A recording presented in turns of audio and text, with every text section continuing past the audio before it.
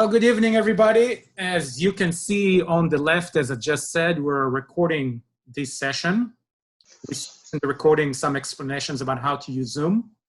So I'm happy to see all of you at our third ever interactive via Zoom Stand for Israel meeting that we're holding every Tuesday evenings.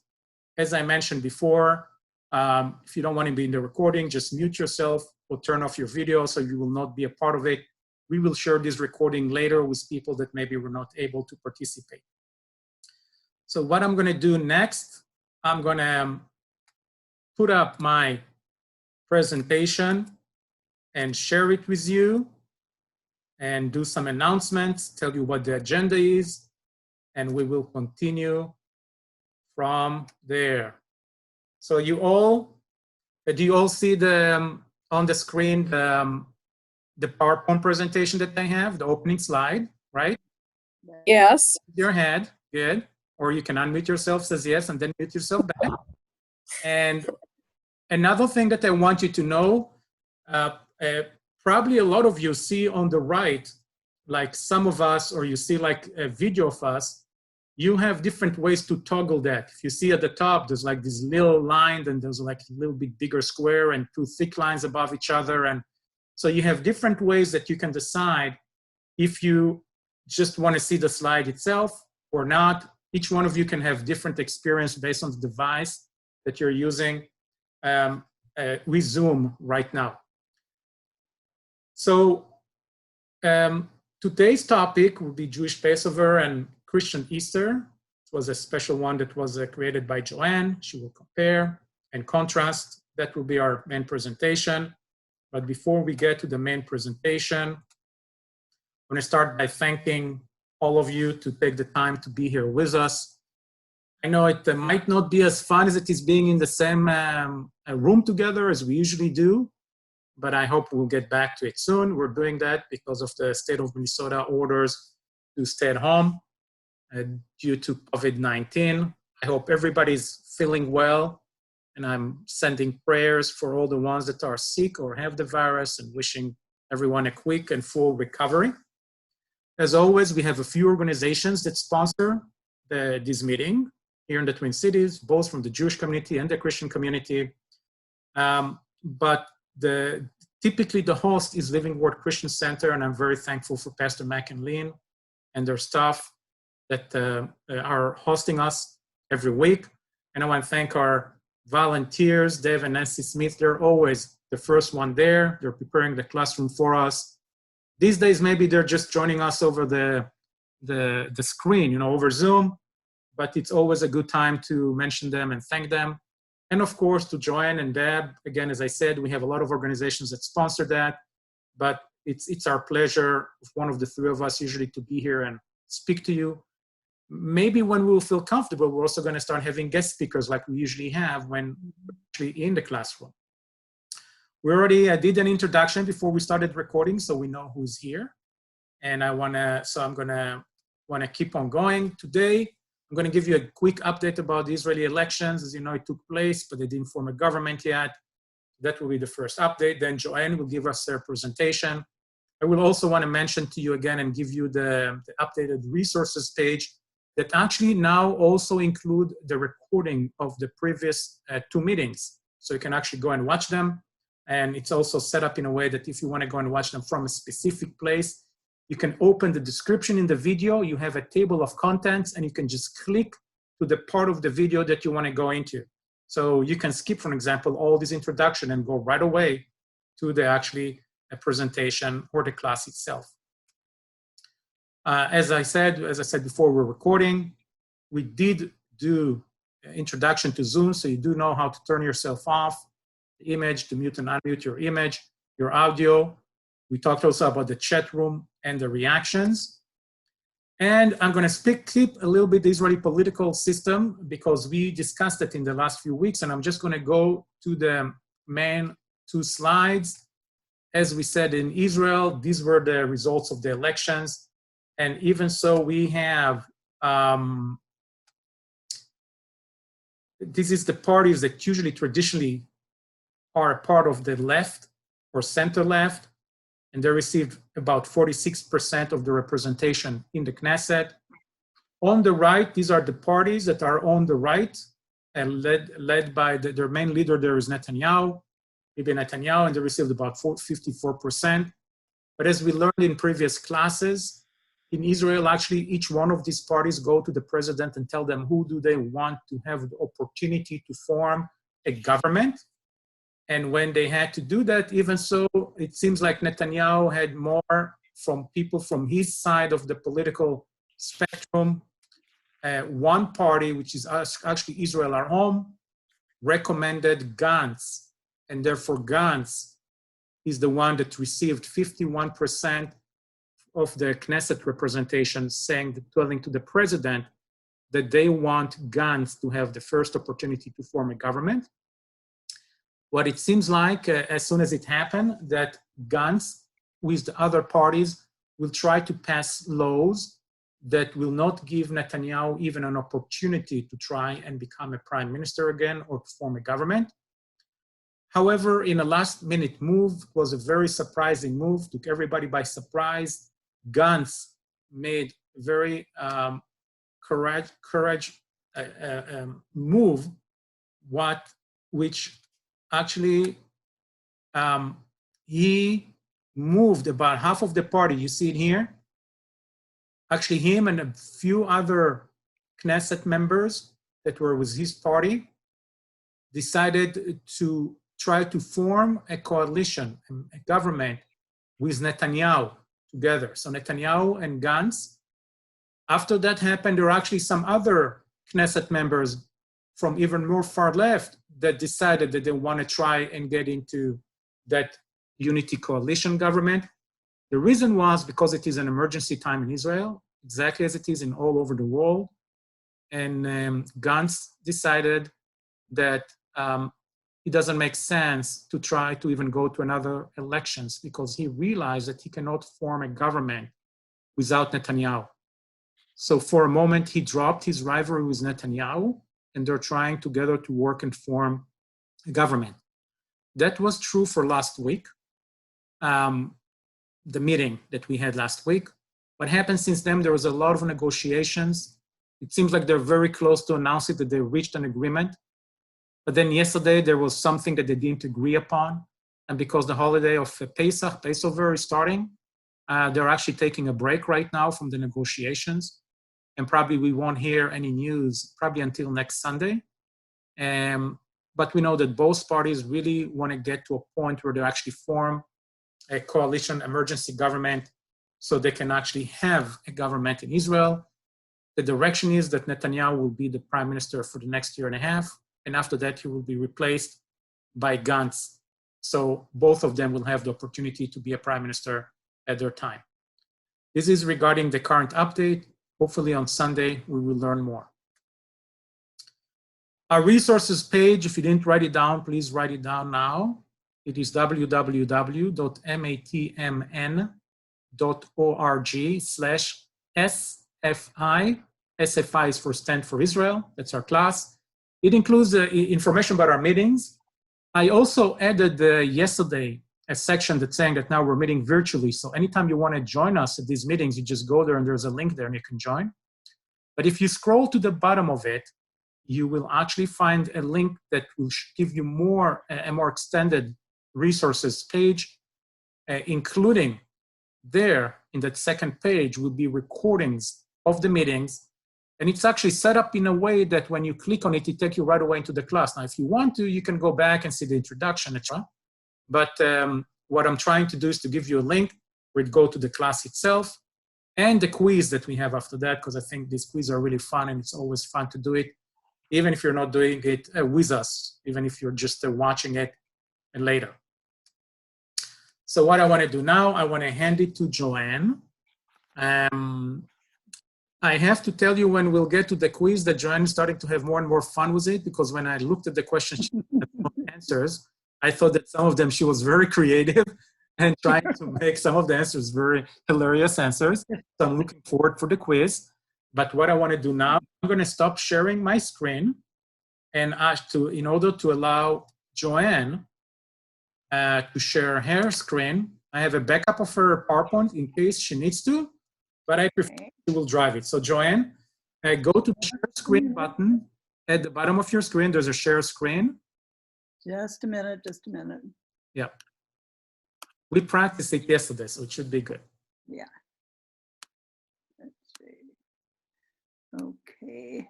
Share screen, yep. And I will open the slideshow.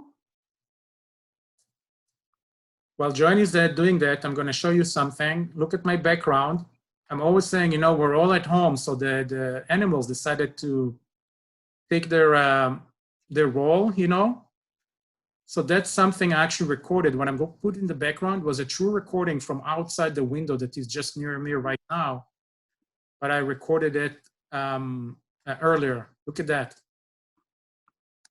You see what I have outside my window? Wild turkeys. Wild turkeys showed up at my yard. Actually, I did also. Yeah, we had a few the other day. Yeah, and actually I think there are more of the animals that typically sees too many cars and too many people outside. I think more and more of them are now saying, hey, what's going on? We have it for ourselves. So yeah, and some other fun things. I can see it on my computer, but what it's showing up is just that one before I filled up the whole screen. Should I? Yeah, just but you want to run it as a presenter. Yeah, okay, that's what I tried to do, but I guess I have to go back to. Okay. So where do I select presenter? Yeah, if you click at the bottom, you see presenter. Just a minute. You see a green sign with an arrow up saying presenter, or share screen, I'm sorry. Yeah, share screen, that's what I did. Yeah. And so when you do share screen, you'll see all the... Just a minute here. Okay, I gotta start the thing, and then when I start the PowerPoint, then I can't get to that other thing to I don't know what's. Yeah.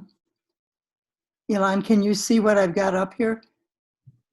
You need to go back to Zoom now. After you open PowerPoint, you want to leave PowerPoint open, go back to Zoom, and share screen.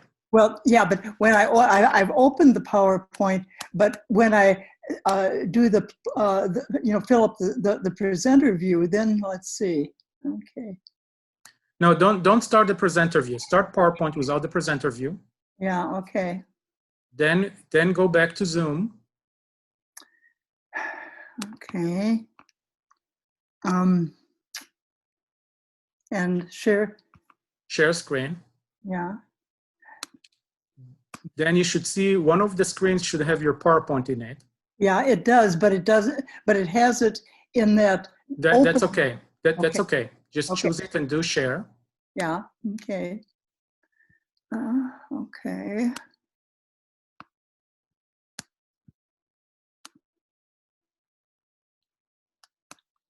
Well, now it wants my.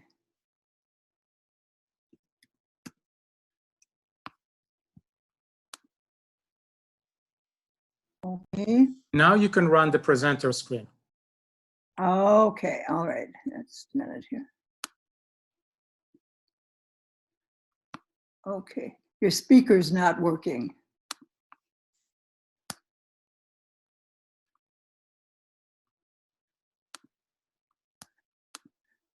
Huh. To move from one slide to another, you need to go to the bottom. You see these cursors at the bottom? The bottom. Yeah. Oh, okay. But can you hear me now? Yes. Yes, I can hear you. I mean, everybody can hear me because it says my internet's unstable. Okay. Okay. Very good. Are we sure other people can hear? I guess is what I'm trying to find out. Yes. If I hear you. I can hear you. Okay. I can hear you. All right. Very good. Thank you. I can hear you too. Okay. I believe you now. I just wasn't sure that it was working. Okay. somebody's phone numbers here, but I guess we don't need that. Okay. Anyway, I'm going to do a little bit of the history of Passover, because the Christian side of it doesn't make sense if we aren't familiar with the Jewish side of it. So we're talking about the covenant that God made with Abraham, and his promises included blessing for himself and his family and for the nation of Israel, and ultimately for the whole world, and the title to the land and the specific role in human history. So anyway, here we see Abraham's route when he came to the land of Israel from Ur of the Chaldees, and went up to Haran and then came back over to Shechem. So we're getting him over to where the story starts. So what was Abraham's role? And the scripture in Genesis, where the angels come and then God is talking to them and telling them what he's planning to do with Abraham. He said, "For I know him, that he will command his children and his household after him to keep the way of the Lord, to do justice and righteousness," which in Hebrew, of course, are mishpat and tzedakah. And Abraham was to receive and pass on the covenant. So that's all this is getting started. We don't get to the Passover story, of course, until the book of Exodus. But the covenant is repeated to Isaac, who has two sons, Jacob and Esau, and Jacob is the father of the 12 who become the heads of the tribes. And then poor little Joseph, who gets thrown down the well, but eventually winds up being the second in command in Egypt. He leads the rescue of the whole Jewish nation by inviting them all to Egypt during the famine. So beginning in chapter 12 of Genesis, it becomes a family story. And then when we get to Exodus, the family evolves into a nation. And the covenant is transformed from one with a clan of people to a whole national covenant.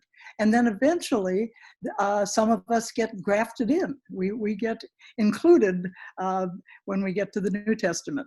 But we don't take over and we don't supersede the Jews. So that's where we always get into trouble. People think that God's through with the Jews because the Christians came along, but we're simply grafted in.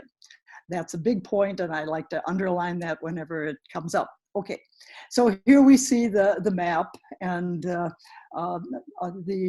family was living up there a little east of Beersheba, but when they sold Joseph to the traders, and he wound up having a few problems in Egypt, but he wound up being second in command when things got tough, and he saved Egypt really by listening to the Lord and stockpiling some food for the bad days that were coming. We could use a Joseph right now probably, but anyway, then we come to the time of Moses. And Moses was called. Now he, of course, got rescued because his mother and his sister put him in a little basket, and then the daughter of the Pharaoh found him and raised him in the court. So he had some friends in court, but they didn't really stick with him after he got involved with his old family. Anyway, he had an encounter with the Lord, and during this, God is calling him, and he's saying, "But I don't speak very well. I'm not the guy for this. And finally, the Lord said to him, "Okay, you can have your brother Aaron be the chief speaker, but you're in charge." And so God wasn't letting him get by with his excuses. So anyway, Moses and Aaron had to confront the Pharaoh. And Moses isn't sure he's up for the task, but he and his brother Aaron confront the Pharaoh. And the Pharaoh doesn't give in very quickly. We have a run of 10 plagues that you might want to take a look at what the plagues are there, because that'll be on the quiz, at least identifying what isn't on that list. So anyway, we've got the waters turned to blood, the frogs, the lice, the flies, the cattle disease, the unhealable boils, the hail and the fire, the locusts, the darkness, and the death of the firstborn. And remember the story, how it goes, that the Israelites, pardon me, I'm still having a little voice problem. Okay. But the Israelites were told to take a hyssop branch and to paint their doorposts with the blood of the sacrificial lamb. And then their firstborn child would not be killed by the angel of death. So when we get down to the 10th plague and it's really hitting Pharaoh's family, he finally decided, better let these guys go. So he summoned Moses and Aaron and said, take the Israelites and go off. He thought they'd be coming back at that point, but finally they got through the whole scene, but they had to learn what to do with the Passover lamb. They were just beginning to learn about the whole sacrificial system. And it's easy to be critical of these people because it seems like they're always just about getting their act together, and then they decide they want to go back to Egypt, or they're mad at Moses, and you think, good grief, aren't they paying attention? But think of how many times you could have done something much better with what you thought God wanted you to do. So the fact that they don't have all these stories of the past, we at least can look at the bad example that some of the Israelites set for us, and the good example too. And I think it's really easy for modern Christians to be critical when we read these stories and think, oh my goodness, if I'd been there, I certainly would have understood by the 5th time or something. But just remember how many times it took you to get where you are, and we're not to glory land yet. Anyway, and medieval paintings will look a little bit more medieval. Come on now, let's get going here. Okay. But you see, they're dishing things up, but they're supposed to stand and their sandals all in place and have a staff in their hand and get ready to go on the march. So tie on your sandals, grab a chunk of unleavened bread, and join the parade is the instructions right here. And after about 200 years of slavery, the Jewish people finally have the Red Sea parted before them, and they are free. That was a pretty scary time too. Moses was praying there on the shore, and God said, "Get up and stretch forth your staff, and something's going to happen." And God often does that with us. He wants to be in partnership with us. But then a year later, well, of course, they're in the desert for 40 years, but a year later, they have a second Passover. It isn't clear in the story if they actually observed the Passover every year while they were on their route to the Promised Land. But at this point, something comes up that comes up in other stories about the Passover, and that they were going to have the Pesach, service and all the things done, and God said, "Let the people keep the Passover at its appointed time." But the Lord said to Moses, "Speak to the people, saying, if any one of you or your descendants is unclean through touching a dead body or is on a long journey, then he can keep the Passover in the second month." And there's a couple times in the Bible where things have gone bad and they forgot to keep the Passover when they were supposed to. So God gave them a second chance. And I think that's interesting because most of us need second chances every now and then. But the Lord went ahead of them, and they had the pillar of cloud that went before them, and at night they had the pillar of fire. And can you imagine 40 years watching to see if that cloud was moving? Again, they're just having these experiences for the first time. We've read these stories so many times. We think, well, gee, that would really be neat. If I was going on a trip, I'd like to have a cloud in front of me. But they had plenty of problems to deal with. And this is always one of my favorite stories, although it doesn't have anything to to do with the Passover, but Paul Stuckey wrote a really lovely song about, and then the quail came, that if you haven't heard it, you can look it up online, but it's a really nice contemporary song about everybody complaining, and then all of a sudden the quail come and they have meat to eat. But after a 40-year camping tour, they entered into the Promised Land. Wonder if any of you have ever been on camping trips in Israel.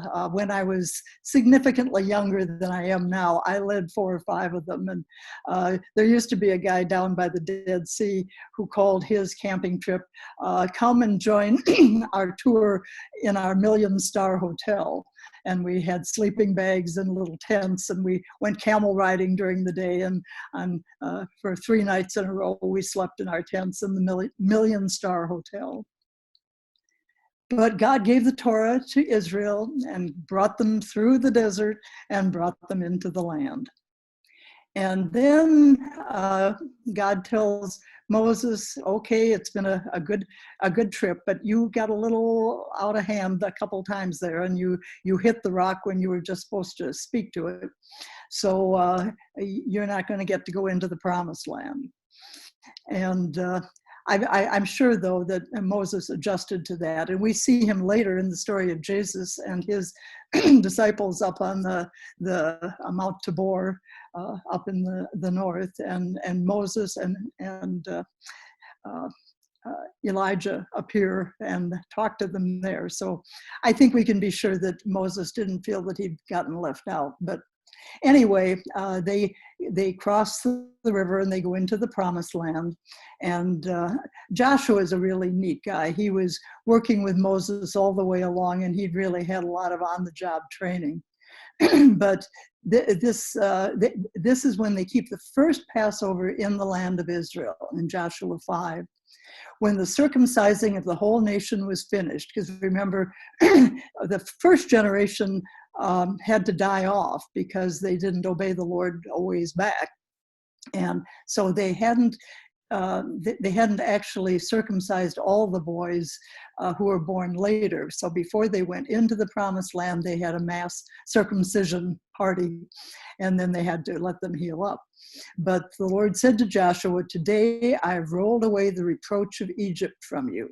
And so the name of that place is called Gilgal, which is part of the phrase for rolling away. While the people of Israel were encamped at Gilgal, they kept the Passover, they kept Pesach on the 14th day of the month in the evening on the plains of Jericho. And the day after the Passover, on that very day, they ate the produce of the land, the unleavened cakes and parched grain that they picked and cooked with in the Promised Land. And the manna ceased that day after they ate the produce of the land, and there was no longer manna for the people of Israel, but they ate the fruit of the land of Canaan that year. So that's when the whole story gets settled into the land of Israel. And then we've got the book of Judges, and there isn't anything about the Passover in that particular book, but you see them here getting tested to see if they were prepared for battle, and the ones who bent over and sloshed, or the ones that picked up the water were how they divided the soldiers there. But God's relationship and his covenant continues. And the first 3 kings, Saul and David and Solomon, were kings of the whole land of Israel.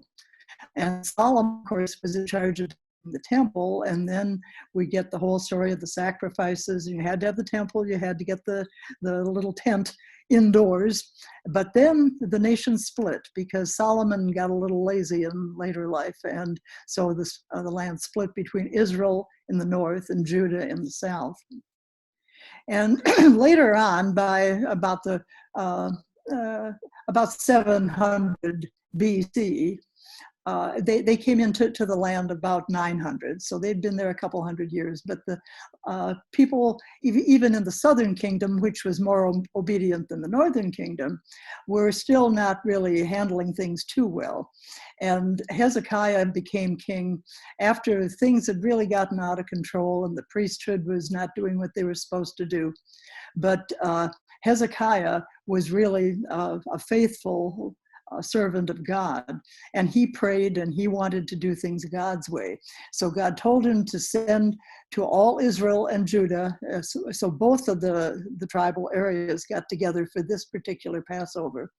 And they wrote letters also to Ephraim and Manasseh that they should come to the house of the Lord in Jerusalem to keep the Passover of the Lord, the God of Israel. For the king and his princes and all the assembly in Jerusalem had taken counsel to keep the Passover in the second month. Again, some of the priests had to bury the dead and weren't planning on having a Passover event, so they weren't prepared to keep it at the time they were supposed to. And again, God let them have a second month. So I think that's kind of an interesting theme that keeps cropping up. But the priests couldn't consecrate themselves in sufficient number, so they had to wait for the next month.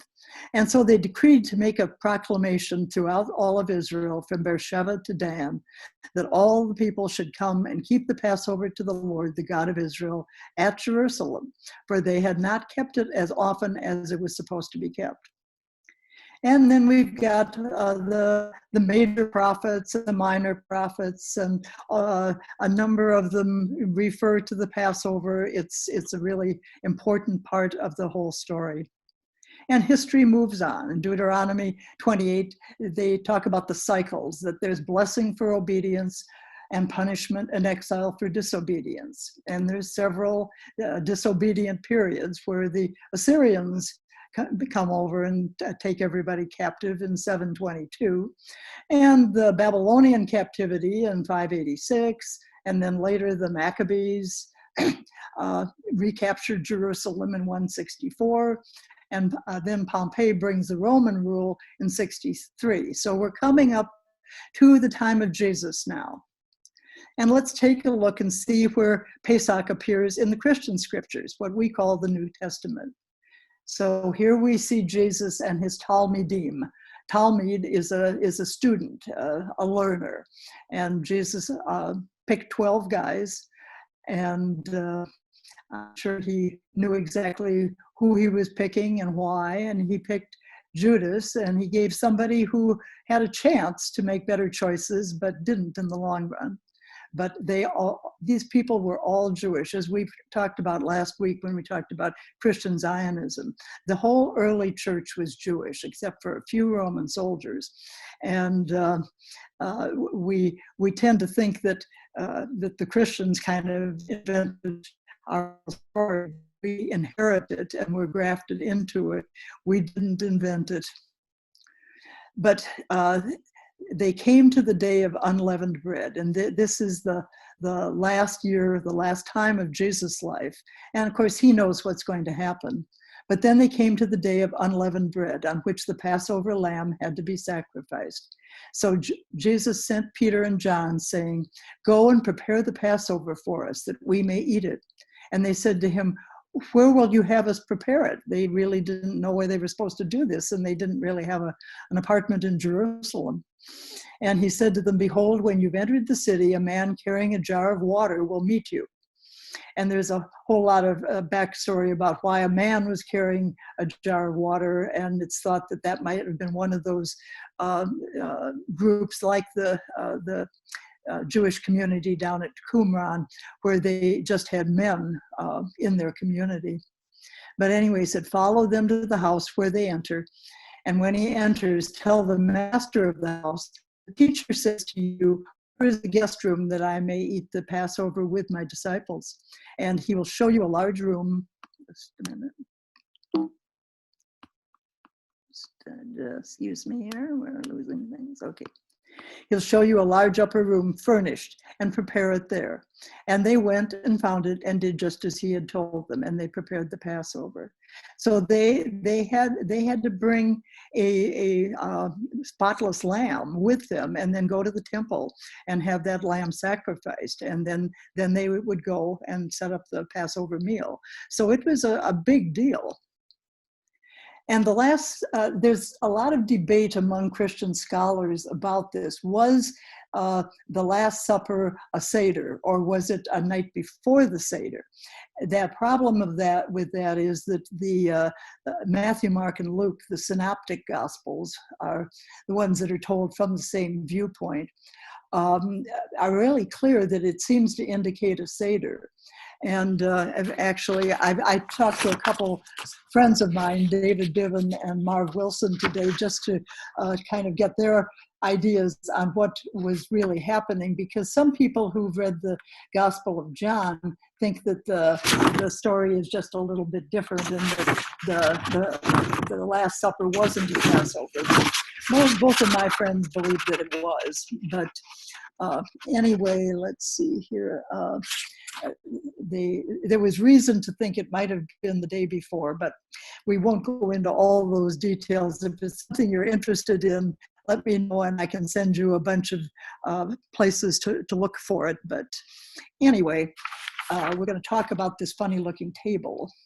But first, I'm going to introduce you to a man that I've met a number of times. He died in 2003.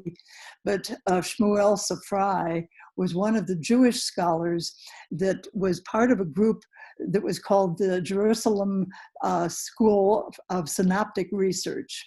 And he and Dr. Flusser, who was also a Jewish scholar at Hebrew University, and then they met with one of the Baptist pastor from the Baptist house in Jerusalem. And way back in the early to mid 50s, these guys started getting together, and all of them read Greek and Hebrew fluently. And they began studying these things together. And that's really one of the great blessings of our time. And when I wake up in the morning and begin to think of things to be thankful for, one of the things I often give thanks for is to say, Lord, I'm so grateful that you allowed me to be born in the time when Christians and Jews could talk to each other, because it hadn't happened for, at least 1700 years until after the Holocaust. But Dr. Safrai was born in Warsaw, and his parents arrived in Palestine in 1922. They obviously figured it was time to leave in time to miss the Holocaust. But from 1931 to 39, he studied at one of the yeshivas in Jerusalem, was ordained as a rabbi at age 20, and in 1952 and 57, he received his MA and PhD from Hebrew University and became a lifelong professor there. But with his colleagues, David Flusser, who was also a PhD at Hebrew University, and Pastor Bob Lindsay, who was the pastor at the Baptist House in Jerusalem, they founded the Jerusalem School of Synoptic Research together to study Matthew, Mark, and Luke. And they were dedicated to the historical, linguistic, and critical study of the Synoptic Gospels. Safrai received the Jerusalem Prize in 1986 and the Israel Prize in 2002 for his great expertise in the Mishnah and the Talmud, in Greek and Latin sources, and in the formation of nascent Christianity. And according to Dr. Safrai, and I had talked to one of his colleagues this morning who's still alive, and I said, what did he think about, was the Last Supper a Seder? And he said there was no Seder as we know it now in Jesus' time. That didn't mean that they didn't keep the Pesach, but it was much more focused on bringing the spotless lamb, presenting it at the temple, all this sort of thing. So there was no written Haggadah yet, and no tradition of drinking 4 cups of wine. This was added to the celebration in the course of the future centuries. And I think in Christian tradition too, we realize, there weren't any Christmas trees at the time Jesus was born in Bethlehem either. Add things to the story that kind of become, the afikomen, the whole thing about it, that really was dessert. It wasn't a big deal in the tradition of keeping Pesach in those days. But anyway, just a minute here. Okay, we're back. But he said, and Dr. Safrai said, what really happened at that time, because the temple was still in operation, bringing the lamb to the temple to be slaughtered. And Jesus sent his 2 disciples to do this. And then they ate it in the evening at family groups. And they recited the Hallel, the Psalm 113 to 118, which was a part of the service already at that time. And then they drank a cup of wine before the meal and a cup afterwards. But a lot of things have been added on since then. So, but he said definitely from his scholarship, he was sure that the Last Supper was a Seder. And in recent years, and again, for so many years, Christians weren't even bothering to go to Israel. They thought, well, the Catholics thought everything happened in Rome, and after the Reformation, the Germans and the Brits kind of ran the show. And people never even thought of digging up the artifacts or of looking for what really happened. But in recent years, as more and more Christians have come to study in Israel and dig into the Jewish background of Jesus and the disciples, many very interesting biblical themes began to surface. And I don't know if any of you have ever been at a triclinium dinner, but some people that I knew quite well and worked with had been on archaeological digs where they found remnants of these Roman-style tables. Now, remember, Rome ruled Israel in those days. And so a lot of Roman traditions became absorbed into Jewish holidays. And it was very common at that time to have a triclinium. It's a 3-sided table, and there's low couches around the table, so that you're basically lying with your left elbow holding up your head, and your feet are stretched out behind you. You kind of see that in this top picture of people, passing the food around. And Jesus talks about Judas dipping in the cup with him. And so it's quite likely, if you look at this drawing at the bottom, that the place of honor, the host at any of these triclinium meals, sat next to the person on the very end on that side of the table. And we think that John was the one sitting there because he's described as leaning on Jesus' breast. So he's turning over and kind of looking up at Jesus and asking questions. And then and Peter probably wanted to be sitting on the other side of Jesus, but Jesus gave that spot to Judas. And I think, again, it's Jesus' opportunity to give Judas an opportunity one more time to be part of the group, to be, but Judas had already planned to sell Jesus out, and he wasn't changing his mind. But then Jesus said, the one who will betray me dips in the cup with me. And then Peter probably, the way one of the guys that I studied with said, well, there's probably a bowl of olives on the table, and Peter probably picked one up and threw it at John to get his attention and said, say, ask him who this is, But Peter is probably not too happy about not sitting right next to Jesus. But anyway, all of that stuff begins to rise up, and from the 70s on, after Jerusalem became part of the modern Israel, and of course my son and daughter both went to work on kibbutz during those years, and then my son stayed and wound up being the English text editor for this group of synoptic scholars. So that's how we got involved in a lot of this very interesting activity. And the guy who really popularized the triclinium table was Dr. Jim Fleming, who taught at the American Institute of Holy Land Studies on Mount Zion, which is also where G. Douglas Young taught for many years. And he was the man who also taught in Minneapolis at Northwestern Bible College. And Jim Fleming was a young guy who went over there and taught, and then he went on an archaeological dig and found some aspects of the evidence of this kind of table being used. He was part of a group I was involved in the late 70s and into the 80s. All of us had become interested in the Jewish roots of Christianity, and were working to bring these ideas to Christian groups in the state. And Jim began hosting seders using the triclinium tables, and we did several of them here in Minneapolis back in the mid 80s, actually. he and some friends came to town and said, "Hey, would you like to do a triclinium Passover?"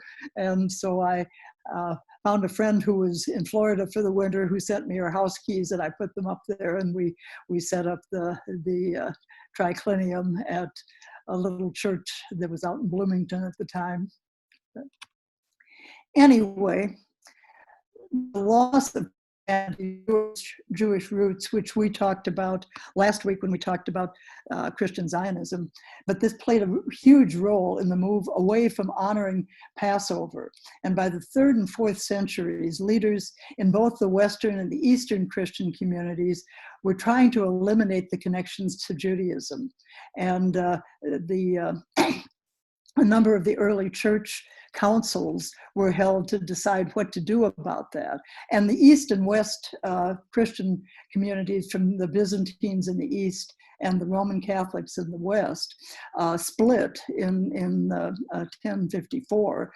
And part of the issue was about when they should keep Passover. I mean, that the Eastern folks were actually more interested in how it was done in Jesus' time in Jerusalem, whereas the Catholics had kind of changed the whole thing around. But anyway, it was called the Quarto-Deciman controversy because the debate was whether the Passover meal was on the 14th or the 15th, and Quarto-Deciman is Latin for 14. So anyway, but in the mid-2nd century, the practice in Asia Minor was for the pre-Paschal fast to end and the feast to be held on the 14th day of the full moon. And tomorrow will be the full moon here. We talked about that a little bit as people were gathering. But anyway, the Jewish lunar month of Nisan, no matter what day of the week it occurred, was the date when the Passover sacrifice was offered in the when the Second Temple stood,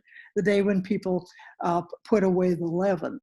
So those who observed this practice were called Quarto-Decimani, Latin for 14ers, because in the Christian world, because of holding their celebration on the 14th of Nisan.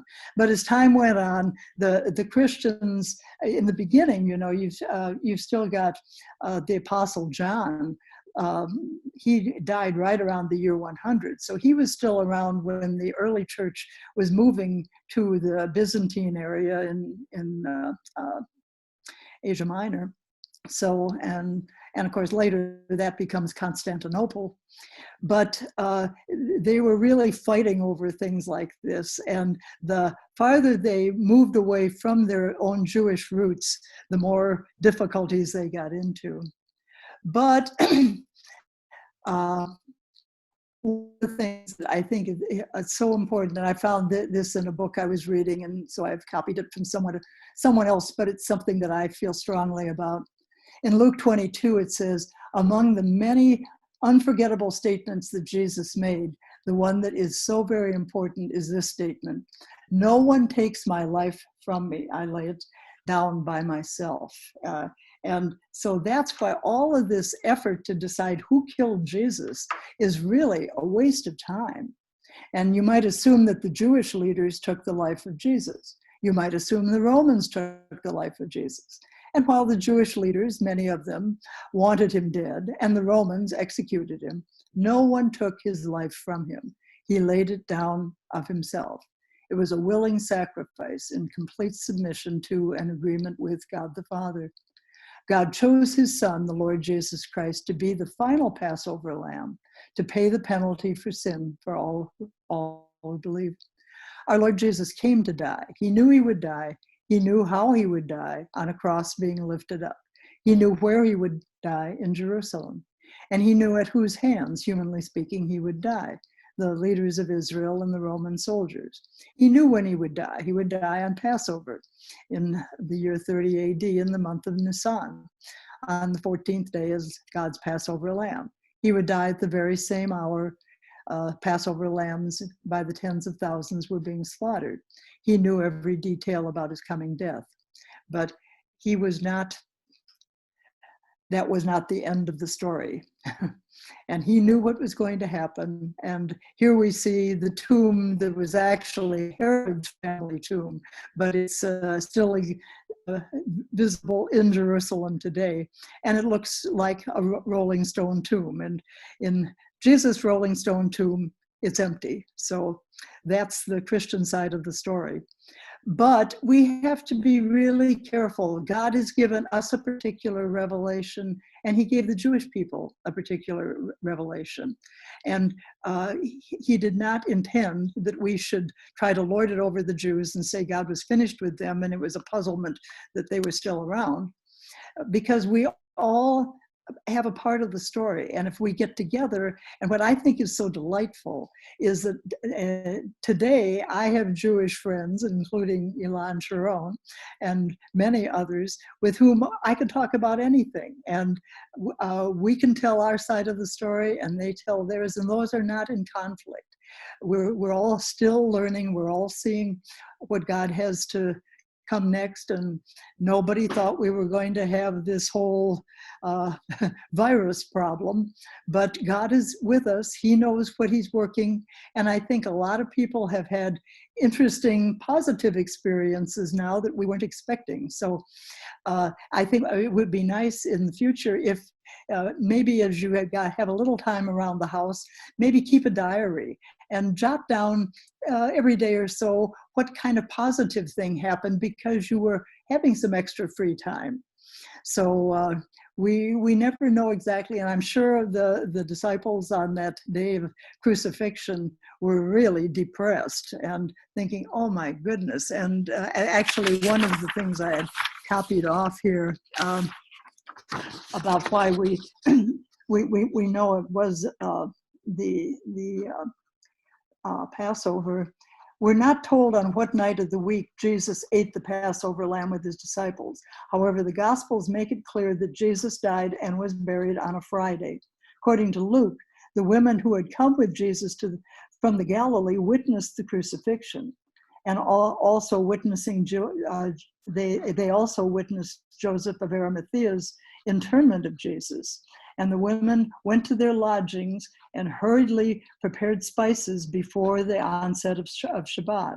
And when the Shabbat was over, then they returned to the tomb carrying the spices. So it's pretty sure that it was a Passover night that they did the Last Supper. But anyway, I think we're at the end here.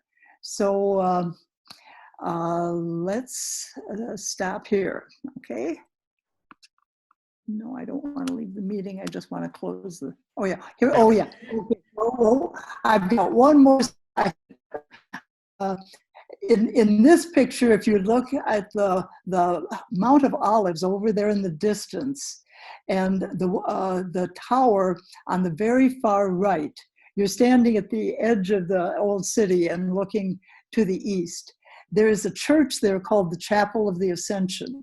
And while this one was built in 1150, there's always been some kind of a marker there. And they feel that's the place where Jesus and his disciples were standing when he ascended into heaven. And the angel said, why are you standing there looking up into heaven?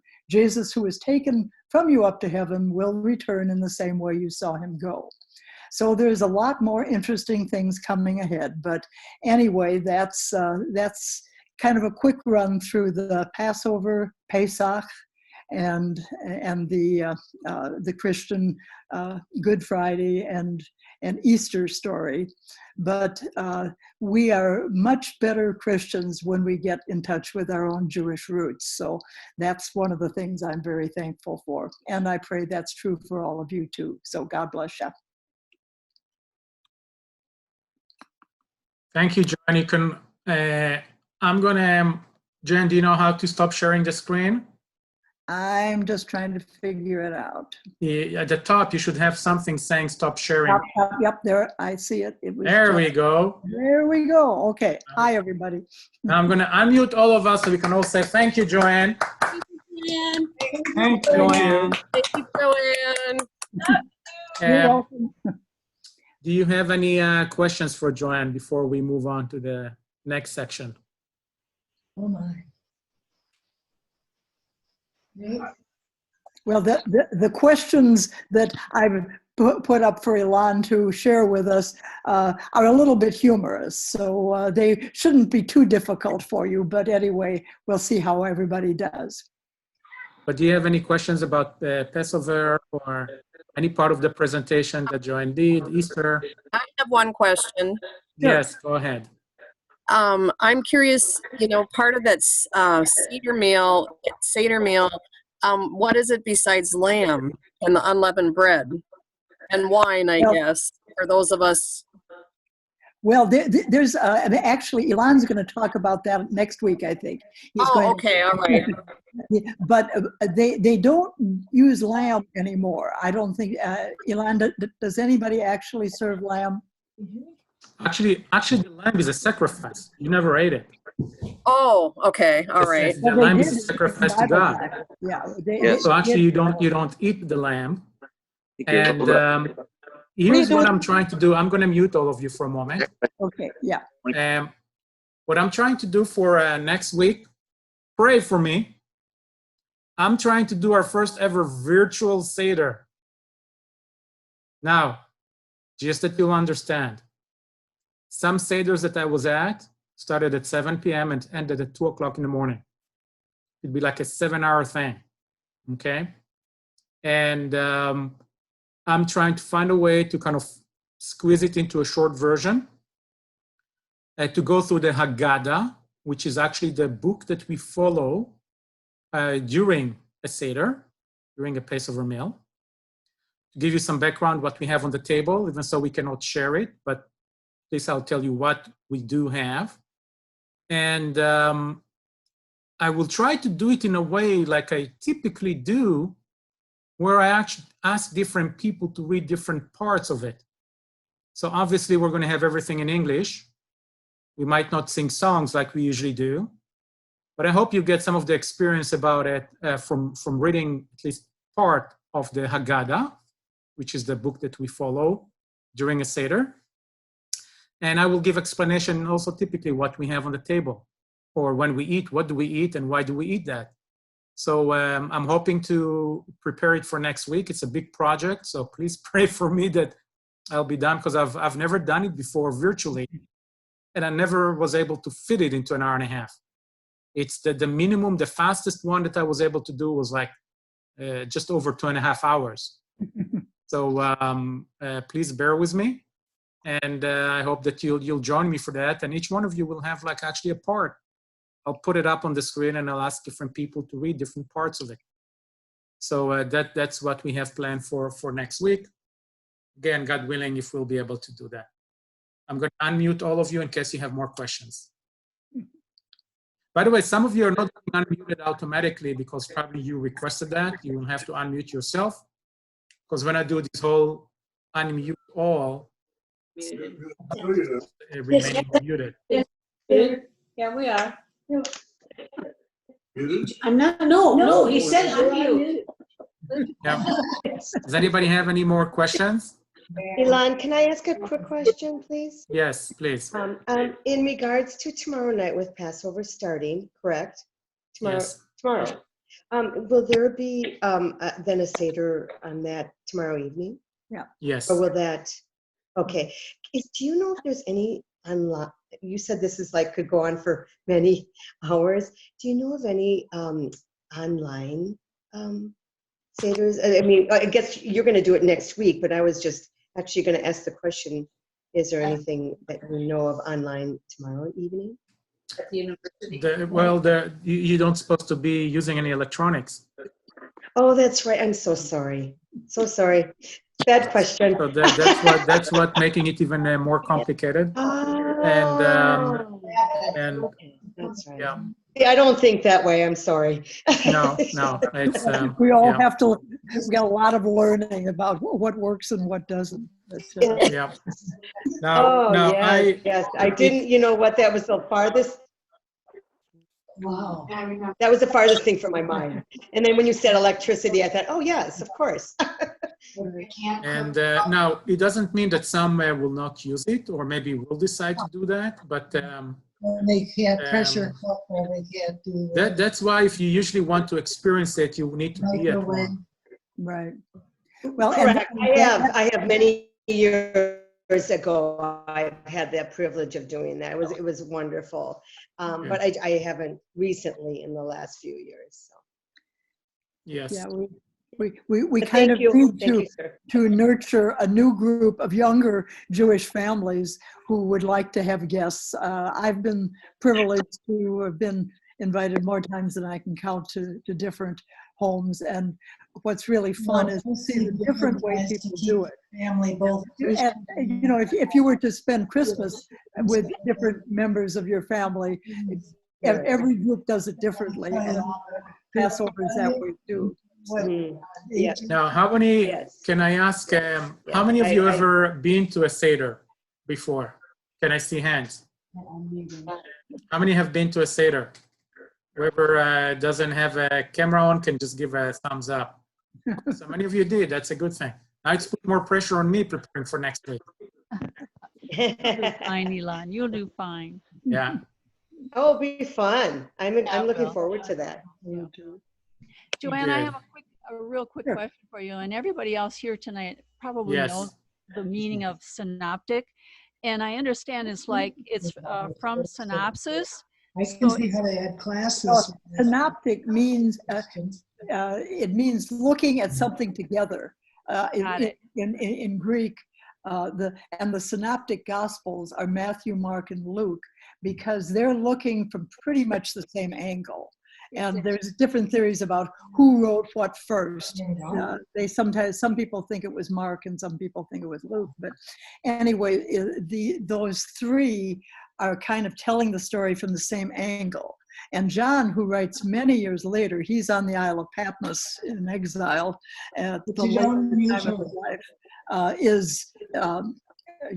is coming at it from a different perspective. But, you know, if you go on an Israel tour and you get people together when you come back and everybody saw a different thing, you may have been at the same site at the Sea of Galilee, but somebody saw, a dog running along the shore, somebody saw fishermen in a boat, somebody saw a fish jump, and the stories add pieces to each other. It's not like one is true and the rest are false, but but the synoptic gospels are more from the same position at around the same time.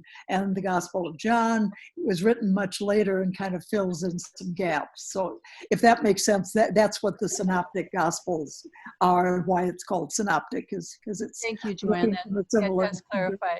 Yes, and I can see where the Gospel of John had more details, it seems, than the other three too.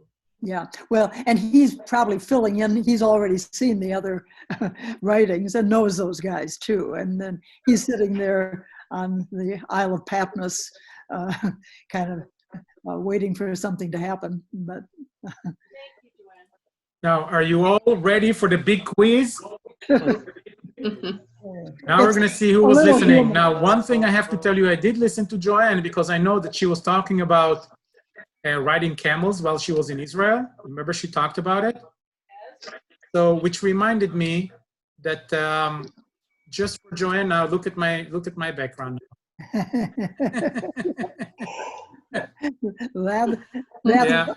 That's the. You can see the camels in the Negevs in Israel behind me now. And so let me ask you a question. How many people that are here did not do the quiz before, did not do a quiz with us online before, or wasn't in the previous two meetings? Can I see hands? Or you can even use the reactions. Okay, so we have one. Anybody else? Two. Three. The thumbs up mean that you did not do it before, right? That is correct. So I'm going to explain it first. Thank you. What we're going to do, we need each one of you, and we'll give you a moment to have a second device, meaning we want you to keep Zoom on your screen. And by the way, camels might be a little bit weird, so let me put something else for you guys. Because remember, a lot of things happen in Jerusalem during the thing, so how about that? Is that better? Oh, yeah. With walls. So what we need to do, I want you to keep the same device that you're using right now to see us. Don't touch that device. That will be the device where the question and the answers will be presented. Now, each one of you need a second device to enter your pick, okay, your answer. What most of us are using are either second mobile phone, okay? But if you don't have a second mobile phone, but you have a second computer or a laptop, so some of you might be on your phone, all you need is an internet, any device that have internet connection, a tablet, a smartphone, a PC computer, a Mac computer, anything that you can go online could be the second device where you're going to pick your answer, okay? So if you don't have a second device, go and pick it up right now. Also, I want to tell you in advance, you don't have to participate if you don't want to, even so it's fun. After like the first question, you're like, oh, I wish I would participate too, you know? So meaning have second device if you have it. Some people don't like others to know who they are, so we can do it in a very anonymous way, because as a part of the screen after each question is going to show us who is ahead and kind of the ranking. Many people can just choose a nickname. You know, for example, I'm going to be calling myself the host just because I'm the host. It's not fair because I know all the answers, but I prepared that quiz, meaning I typed it in. So, but some people prefer just to use some other name instead of their own name. You can use your own name. Another thing that I will ask, because it did happen before, and I might mute you all because of that, sometimes people shout the answer and they forget that everybody hears them. Do not shout the answer, okay? And sometimes it happens because it's more than one person in the room. One is nearby the other device and the other is shouting for them.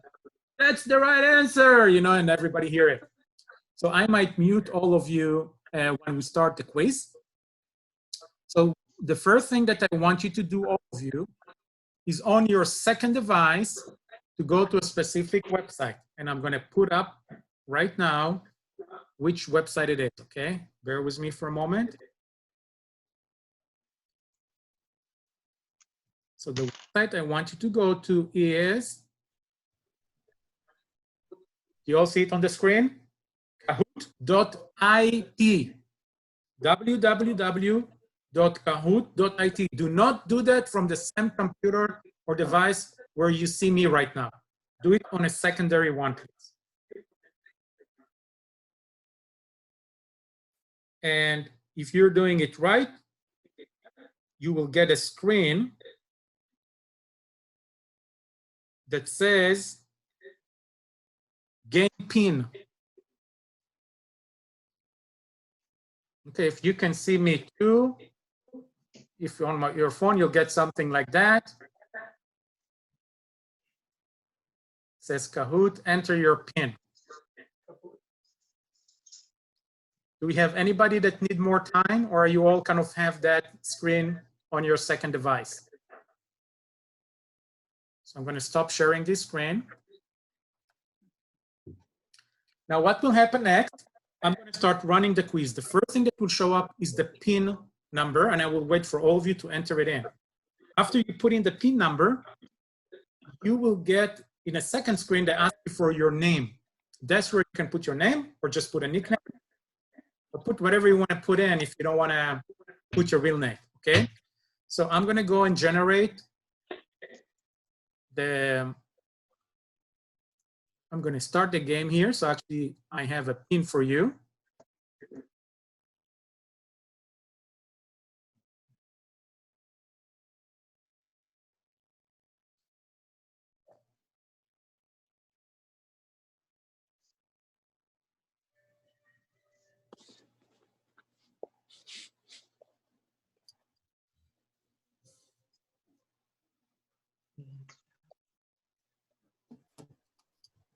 I know it doesn't show up to you just yet. That's okay.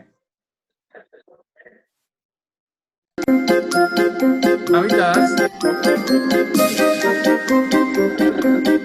And the PIN number that you want to type in is 51092 to see it on your screen.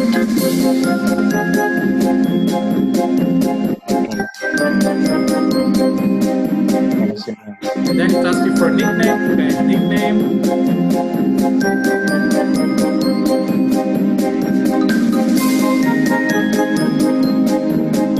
We have 8 players in, 9 players in. I like the Talmidim. That means in Hebrew the students. 11 players in.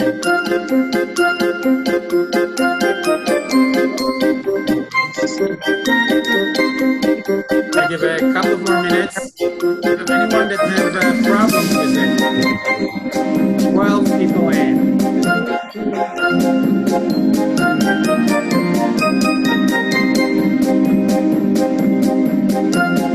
If anybody has a problem, kind of wave at me or send a message.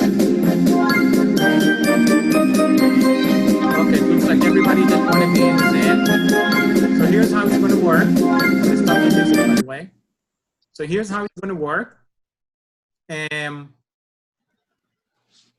going to show you. I'm also going to move that so it will Start. post a question on the screen. And soon it will show the question on the screen, then it will give you 4 answers on the screen, the same screen that you're looking at right now. The answer will have a color. Now on your secondary device, where you're actually using to give your answers, you'll have the 4 colors, and you need to click the color that you think the right answer is. So let's start with the first question. Are you ready? Ready.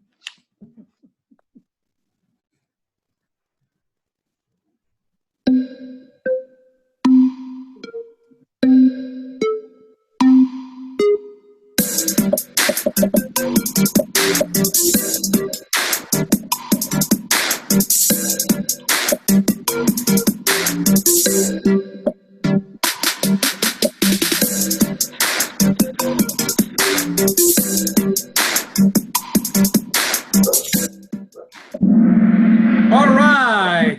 They're right. The question was in Genesis 18, why does God choose Abraham? The right answer is, he will teach his children to keep the way of the Lord. That's the right answer. What you see on your screen, that 10 of us got it right. 2 of us got it wrong, okay? And the next screen, by the way, on your own personal phone, the second device, it will tell you if you got it correct or incorrectly. It will also tell you which place you're on. So let's take a look at the standing. Now you might ask, well, if so many people answer it right, meaning Esther, D, and Talmidim, and CJ, and TKG, they all answer it right, how come D is in the first place? D is in the first place because D answered it faster. You can get a total of thousands of points, 1,000 points for each answer. But the longer you wait to answer, it's actually giving you less points. Now, typically when I'm telling it to people in the next answer, everybody's trying to click very fast. Do not only click the answer when you actually know what the answer is. Because I believe that if you get it right, you might not get the opportunity to correct yourself. Okay, we're ready for the next exercise. We're going to go to the next question now. By the way, I love JoAnn's answers this week. Some of them are so hilarious that it gave me a good laugh when I saw some of them. You get a kick out of it.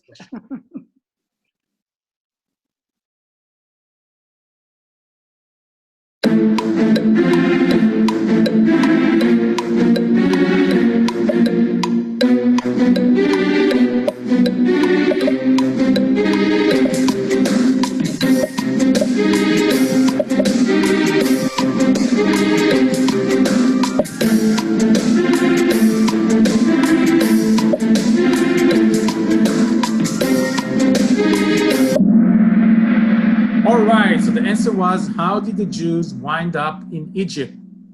And the right answer is, the famine in their land of Canaan, forced them to seek food.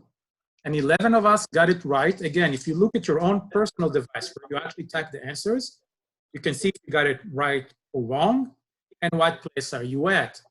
But let's see the standing.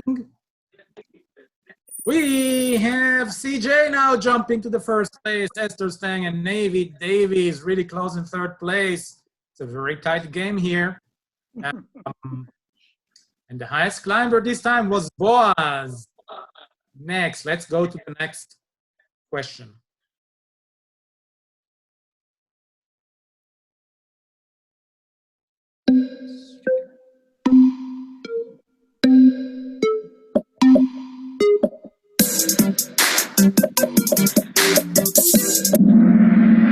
All right, so the question was, how did Moses become the leader? And the right answer is, God called him and wouldn't take no for an answer. Don't you guys love some of the other JoAnn's ideas? He was looking for a career move. I thought it was hilarious. That's good. He and his brother wanted to go into business. JoAnn, every week, I think you're starting to love it more and more. So let's go to the next question. Actually, let's see with the standing first. Ooh, Esther now is in first place. Who's CJ down? And we have Lex in the third place. Let's go to the next question.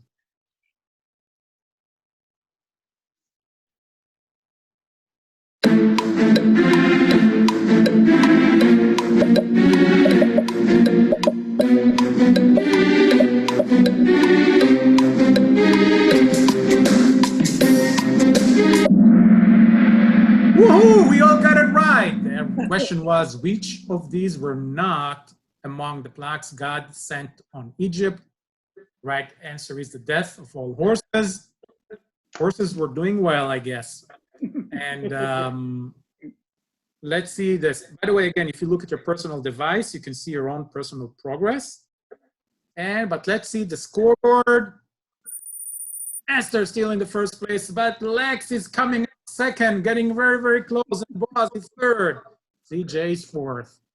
Let's go to the next question.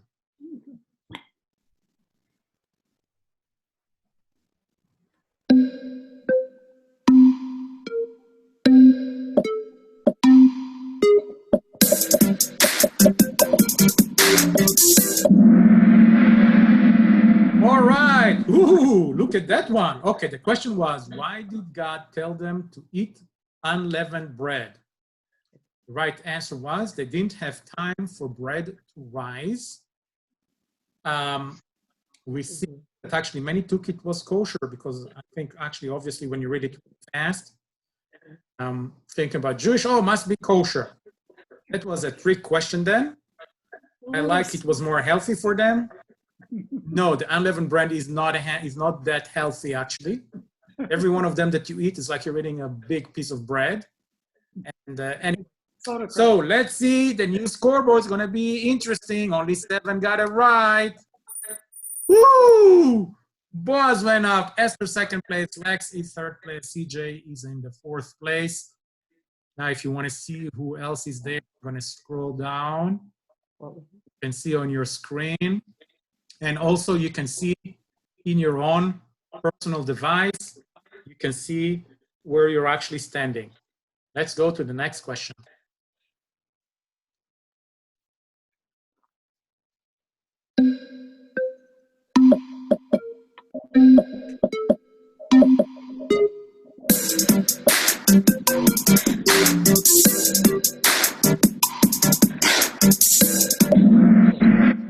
And we all got the right answer. And the question was, how many years did Israel travel in the desert? And the right answer is 40. All of us got it right, but let's see if any of us got it faster than others and if there's any change in the scoreboard. Oh, yeah. Was a little there because of the speed of answering it. And again, you can look at your device to see your personal standing. The next question.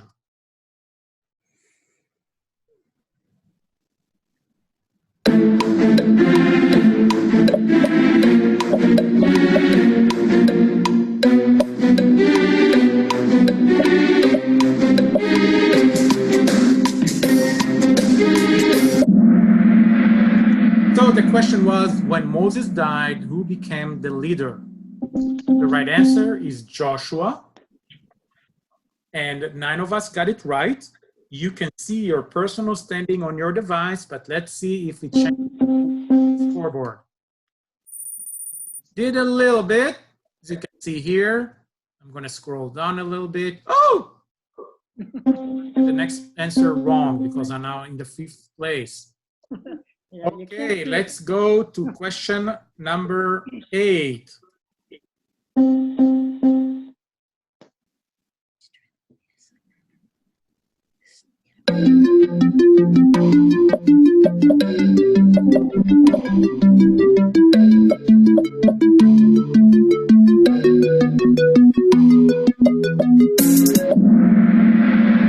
And the question was, which king of Judah who restored the Passover and reformed the priesthood in about 700 BCE? The right answer is Hezekiah. And 9 of us got it right. And let's see if it's changed the scoreboard at all. A little bit here.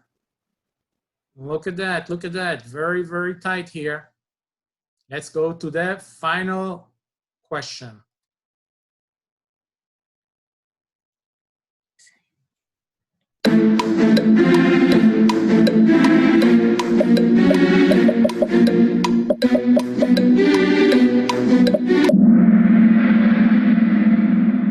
And the question was, what is a triclinium? Triclinium. Excuse me, JoAnn, how do you say that? Triclinium. What she said, okay? So the right answer is a Roman-style 3-sided table. And 11 of us got it right. Let's see the final standing, final scoreboard. There'll be a little presentation here regarding 1st, 2nd, and 3rd place, including how many questions they got right. Let's go for it.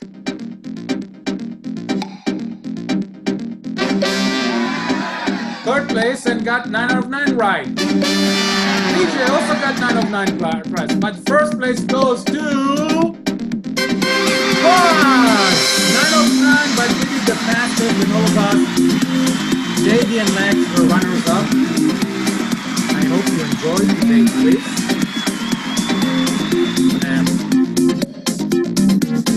Stop it.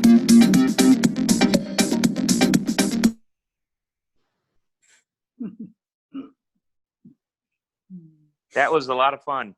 It was, wasn't it? It was. Well, good. Do you love this quiz? Because I have to tell you, every week, JoAnn and I work really hard on that. You work on the questions, I usually tap them in, meaning unless it's my class, but I'm preparing them. But I think it's kind of a fun way to make these meetings a little bit more interactive. Actually, I like it so much. Yeah. Back to the classroom. We might do it in the classroom. All right. You know, I can show it on the projector. Every one of us can pull up their phone and we can actually have like a quiz after every time. Fun thing to do that. And so we're getting close to wrap up, but does anybody have any questions, any remarks, anything they want to say before JoAnn and Deb close with a prayer? Does anybody have any questions, remarks, notes, anything? Yes, Elon. Yes. This is Dave. Yes. I have a question for Laura. Laura, what kind of webcam do you have? Okay. Actually, Laura, She has a pretty good you're actually webcam. muted. Laura, unmute yourself. It's just on my computer, a front-facing computer, Okay. a laptop, Okay. What's the brand name on it? Do you know? Dell. Okay. Now, for the ones, you know, when we had the first meeting, I told all the ones that are using desktops to go and get a webcam. The day after that, I was trying to go and get one myself because I wanted one for my daughter that is using a desktop. All the webcam were sold out. Best Buy, Micro Center, all webcam were sold out. The earliest delivery time is in July. Oh, wow. The reason is because as soon as the stay-at-home started, everybody had to switch to homeschooling and things like that. Webcam were sold like crazy. There's webcam available. Yeah. So the trick is, for people that have a laptop, vast majority of laptops like mine come already with this webcam in it. Okay. And I guess that's what Laura is using too, right? Laura, you have probably a laptop. JoAnn, you're using a laptop, right? Yeah, right. So I think most people that have laptops have a webcam. They also usually have a microphone, which is helpful if you want to speak. For the ones that don't have a laptop and don't have a webcam on their desktop, I actually say use your phone. If smartphone, either an Android like a Samsung or something like that, or an iPhone, you can actually run Zoom from there. And since every phone pretty much have a camera and microphone because it's a phone, then most of them will work fine.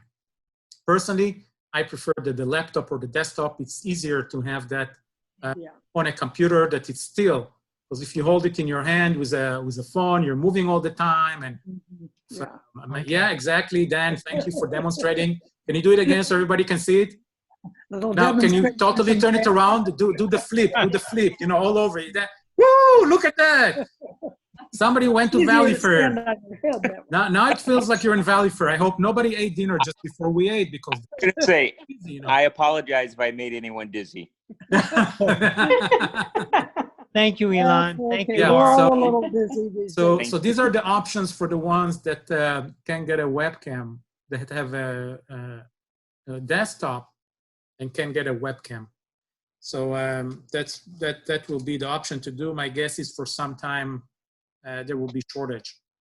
Another thing, if you have a phone you want to use and you have a pop socket on the back, you can use a coffee cup and put the pop socket on the coffee cup and it holds it nice and steady. Yes. So there's a lot of different ways that if you do use a phone, just to put it on something that actually it will be still. So it's like having a laptop or a computer. The screen is still clear. And also when you want to do the quiz, then you need another phone or another computer. Yes, JoAnn, go ahead. Yeah. Well, this conversation just reminds me of what I was suggesting before. Try to keep notes on something good that came out of this crazy situation. So then maybe next time we get together, we can encourage everybody to share one piece of good news because you got stuck home with all of your files. You cleaned up the files on your computer or something. You know, it's. Let's try to find some blessing to be thankful for and share it with each other. Elon? Yes. Elon? Yes. Just one little comment. I'm wishing you a blessed Passover tomorrow night.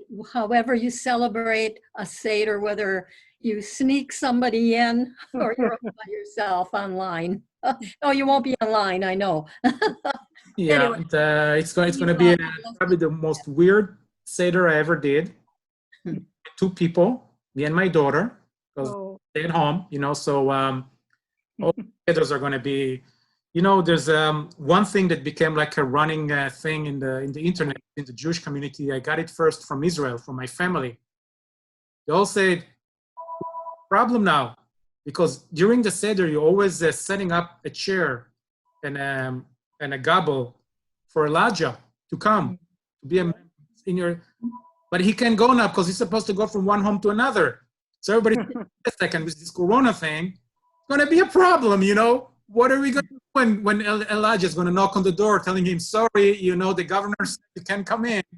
So there's a lot of different, people are trying to find the humor in the situation, I think, to deal with tough times. Many times, I don't know about other communities, but with this within the Jewish community, so many times at the most hardest times, we just use humor to try to deal with some of the hardship. And that's good. One addition to that. That one thing that we're all saying And it's a saying that we typically say at a hard time, but tomorrow night, because it's Passover, it's a perfect time. We always saying when it's a hard time, we're saying if we overcome Pharaoh, we can overcome anything. Right. So tomorrow it will be true. You know, we're reading the whole story of the Exodus and Pharaoh, you know, and all the hard time he gave us. We're saying, you know, if we overcome him, we can overcome. We will overcome. So that's actually a very appropriate message to these days when many of us have to stay home and to fight this virus. Right. Ilana, I just have one comment about that. Some of you knew Henry Ortelt, who was one of our survivors that we spent a lot of time with over the years. He's gone on to glory now, but he used to tell the story. He and his brother were both in Auschwitz together. And they always said that the blessing of it was that they were together, because they'd always had a family habit of at dinner every night, they had to tell something funny that had happened during the day. And he said, even at Auschwitz, we could think of something funny to tell each other at dinner. And dinner. Wow. but That's really good to remember. That's good. That's good. That's really good. Good. So does anyone have any more questions? Because before we're going to give JoAnn and Deb an opportunity to, Deb, do you want to close up with a prayer today? Hey, Alon. Hi. Everybody. Hi. Sorry, I'm just back and forth with Pastor Lynn. Well, let's have JoAnn close out, just because I'm jumping on and off here. I've been doing that for the last 40 minutes. I think you've been doing that for the last week, if I recall. Well, yeah, there's been a lot going on, but yeah, let's have JoAnn pray. Okay. I'm just like, it pops up on my phone, so. Okay, that's fine. Go ahead. Lord, we thank you for this. And we thank you that we are able to Zoom. And we thank you for the way you have ordered our lives, that we have this collection of friends that we can spend some time with. And I just ask for your special blessing on each one of the people on this call, and the ones that we can see on the screen and the ones that we can't. But we do pray for each of them and for their families. And we pray for wisdom for each of us, that we would be able to see the blessings that you're providing for us, even in this strange situation. And we do pray for our nation, for our government leaders. We pray especially for Israel, but for all the countries of the world that are struggling with this. But we do pray especially for Israel, because this class is called Stand for Israel. So we are doing that tonight, and we do ask for your special blessing on all of the government officials, on Bibi Netanyahu, on all of our various friends in the various ministries there. And we thank you that you have knitted us together, and that we've been attached to the Jewish people, that they are still called and chosen, and we've been included in the call. So we pray that you will give each of us the wisdom to be friends of Israel, and to be alert to any needs around us. And Lord, I just thank you for the privilege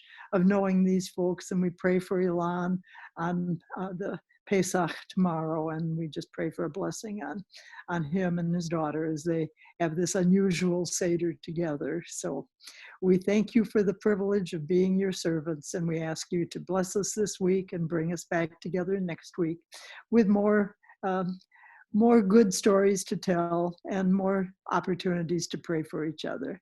And we pray, Lord, in your name. Amen. Amen. Amen. Amen. Thank you, everyone. Amen.